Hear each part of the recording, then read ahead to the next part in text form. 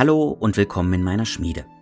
Heute kommt eine Einheit meiner Zwergenarmee an die Reihe, die es in Warhammer eigentlich nicht gibt, nämlich diese Steinbockreiter hier. In der 3. oder 4. Edition von Warhammer hatten die Zwerge noch Ponyreiter, aber die wurden abgeschafft und seit der 5. haben Zwerge keine Kavallerie mehr.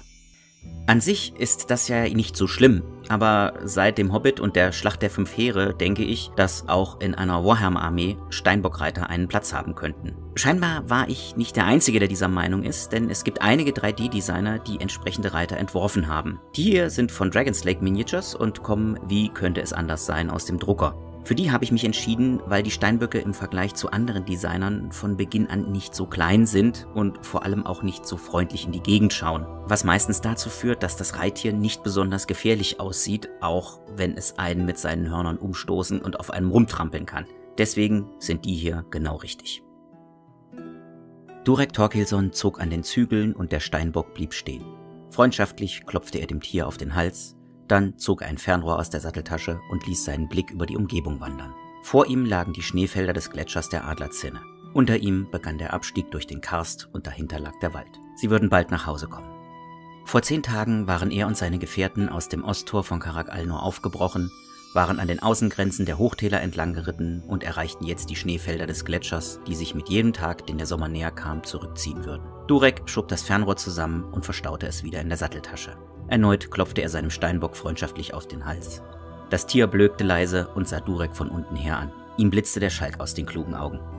»Denk nicht einmal dran«, warnte Durek und drückte spielerisch die Nase seines vierbeinigen Gefährten nach unten. Empört schnaubte der Bock auf und stampfte mit den Hufen. Durek lachte und der Bock schnaubte noch einmal verächtlich. »Lass uns weiterziehen, Junge«, sagte eine Stimme hinter Durek. Bofa schloss zu ihm auf. Der Bart des Zwerges war lang und grau und er hatte immer einen missmutigen Zug um die Augen. Durek fand, dass Bofa Egilson und sein Steinbock, der alte Grimm, gut zusammenpassten. Beide strahlten Weisheit aus und waren fast immer schlecht gelaunt. Aber Durek würde sich hüten, dem Langbart das zu sagen. »Mir kriecht langsam die Kälte in die Knochen und seit Tagen durchgeschüttelt zu werden, ist einfach nichts mehr für mich.« Durek zog eine kleine Flasche aus seiner Gürteltasche und hielt sie dem Älteren hin. »So ist's recht«, sagte der und nahm einen tiefen Zug. »Damit wirst du wohl noch eine Weile durchhalten. Heute Abend sind wir in den Hochtälern und du kannst vor dem Kamin sitzen, über die Heskels schimpfen und darüber, dass früher alles besser war.« Bofa lachte, dann schlug er Durek mit dem Schaft seines Speers leicht gegen den Helm.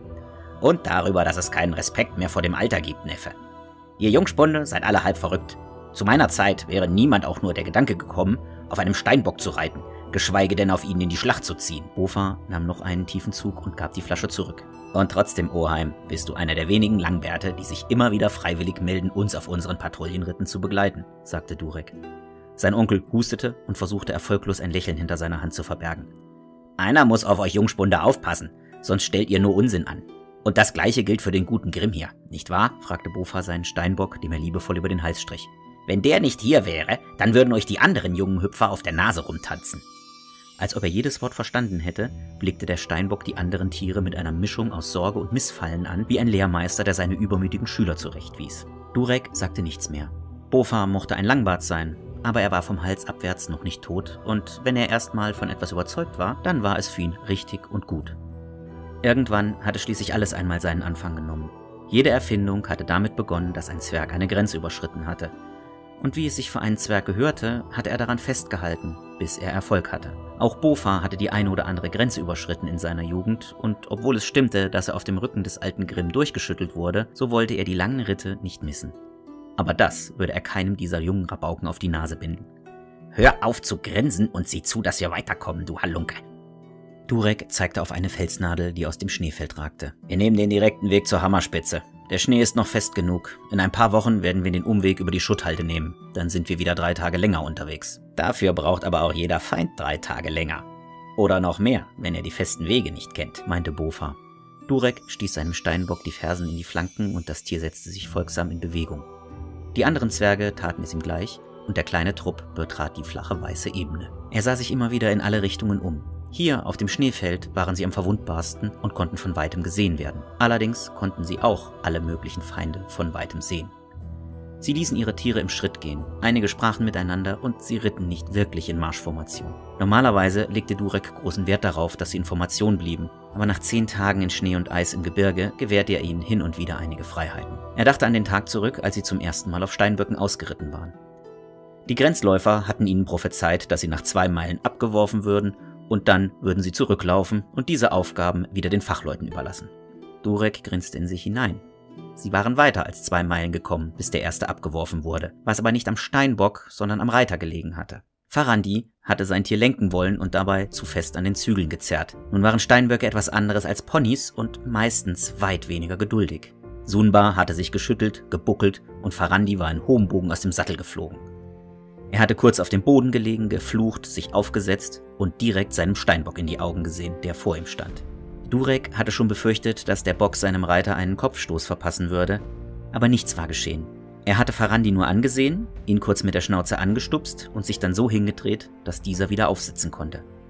Danach waren die beiden die besten Freunde geworden und Durek fragte sich manchmal, ob sie wirklich die Steinböcke gezähmt hatten oder ob diese einfach beschlossen hatten, mit den Zwergen zusammenzuarbeiten. Wie auch immer es sein mochte, er war froh darüber, dass sie die Tiere hatten. Vorher hatten sie die Bergpfade zu Fuß patrouilliert und ihre gesamte Ausrüstung auf dem Rücken getragen.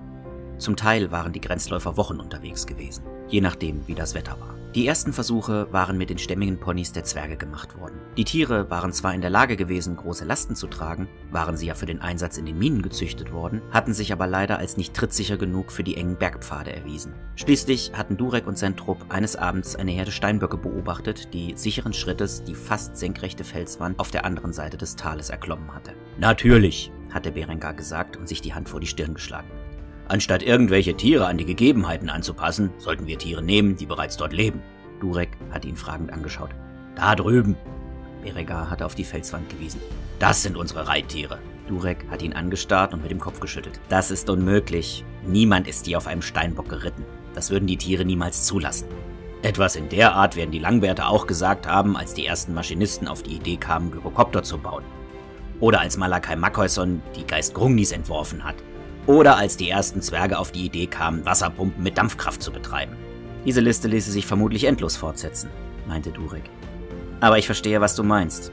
Die Frage ist, wer wäre verrückt genug, sich auf einen Steinbock zu setzen? Und viel wichtiger, wie kriegen wir sie dazu, sich überhaupt reiten zu lassen? Auf die gleiche Weise wie unsere Ponys. Wir ziehen sie groß, wir gewöhnen sie an uns und die stärksten werden unsere Reittiere. Stell dir mal vor, wenn so ein Biest in die Orks kracht, gesenkte Hörner und in vollem Galopp, da wird jeder menschliche Ritter neidisch werden. Beide hatten gelacht und die Idee weitergesponnen. Durek hätte niemals im Traum daran gedacht, dass Berengar den Plan in die Tat umsetzen würde. Und heute war es in Karak Alnor gang und gäbe, dass Grenzläufer in den Bergen auf die Hilfe ihrer vierbeinigen Gefährten zurückgriffen. Selbst ein alter Grummler wie Bofar hatte seinen Gefallen daran gefunden und Durek vermutete, dass ihm die langen Ritte sogar Spaß machten. Sie hatten das große Schneefeld etwa zur Hälfte überquert, als sie ein Brummen über sich hörten. Die Gruppe hielt ihre Steinböcke an und sie schauten sich um. Die ersten zogen ihre Armbrüste und legten Bolzen auf. Dann zeigte einer auf einen kleinen Punkt, der schnell näher kam. »Was ist das?« fragte Bofar. Berengar hob grüßend seine Lanze in die Richtung. »Sieht aus wie ein Gyrokopter. Aber wieso ist der Rotor vorne? Das sieht ja so aus, als ob das Ding durch die Luft gezogen werden würde.« Der Pilot schien die Neugier der Reiter zu spüren und flog noch ein weiteres Mal über sie hinweg und winkte ihnen zu. Dann drehte er seine Flugmaschine ab und flog davon. »Den sehen wir so schnell nicht wieder«, meinte Durek. »Es geht weiter, Männer. Ich möchte heute Abend entweder zu Hause sein oder zumindest den Karst durchquert haben und die Schutzhütte erreichen. 2 Wochen im Sattel tun selbst mir langsam weh.« Die anderen Zwerge lachten, außer Bofar, der aussah, als wollte er gerade eine seiner üblichen »als wir damals« Tiraden beginnen, als ihm dann einfiel, dass sie damals noch gar nicht auf Steinböcken geritten waren. Statt etwas zu sagen, machte er einfach den Mund zu und sagte gar nichts. Sie gaben ihren Tieren die Sporen und sie jagten über die weite Schneefläche. Die kleine Kolonne zog eine weiße Wolke aus Schnee hinter sich her und Durek glaubte, ein zufriedenes Lächeln auf dem Gesicht des Langbarts festzustellen, der neben ihm ritt. »Was meinst du, Bofar? Wer zuerst an der Hammerzinne ist?« Der alte Zwerg öffnete den Mund, als ob er protestieren wollte, aber dann blitzte etwas in seinen Augen und er gab seinem Reittier die Sporen.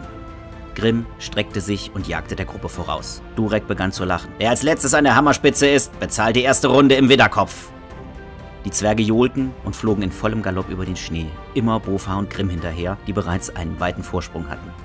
Sie hatten die Strecke noch nicht halb zurückgelegt, als einer der Zwerge rief, »Seht, dort drüben!« und nach links zeigte. Irgendwas kam auf sie zugeflogen und zog eine lange schwarze Rauchfahne hinter sich her. »Das ist die Flugmaschine! Der scheint irgendwelche Probleme zu haben!« Der Flieger ging in einen schnellen Sinkflug über, dann schlug er in die weiße Ebene ein und Schnee flog in alle Richtungen davon. »Farandi«, sagte Durek, »gib Bofa Signal, dass er zurückkommen soll.« Der Angesprochene hielt sein Horn an die Lippen und blies kräftig hinein. Ein ganzes Stück vor ihnen zügelte Bofa seinen Steinbock und schaute verärgert zurück. Durek schwenkte die Axt und wies in Richtung des qualmenden Kraters im Schnee. Dann wandten sich die Zwerge ihrem neuen Ziel zu. Als Bofa wieder zu ihnen aufgeschlossen hatte, sagte er: »Wenn er noch lebt, dann schuldet er mir was. Ich hatte die Zinne fast erreicht.« Durek wies auf eine Gestalt, die aus dem Qualm taumelte. »Erstmal müssen wir wissen, was geschehen ist. Dann kannst du Schulden eintreiben. Los, Männer, der Tag ist noch nicht zu Ende.« Im Gegensatz zum Tag der Zwerge endet diese Geschichte hier und auch das Video. Wie immer hoffe ich, dass euch das Video gefallen hat, und wenn es das getan hat, dann lasst mir einen Like oder Kommentar da, abonniert den Kanal und läutet die Glocke. Eben alles, was ihr so von YouTube kennt, und bis bald in meiner Schmiede.